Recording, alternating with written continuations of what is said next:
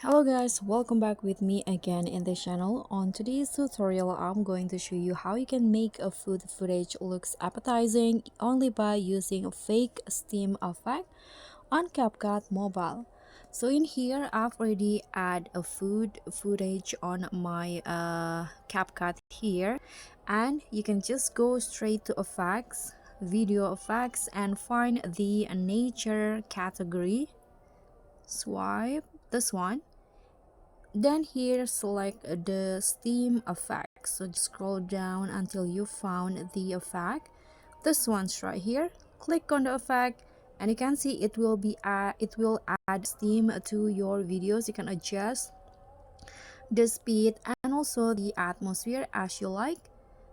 When you're done, click on the check icon and don't forget to adjust the length of the effect for whole clip. And this is the result. Thank you so much for watching. Don't forget to like, comment, and subscribe. Also click on the thanks. Bye.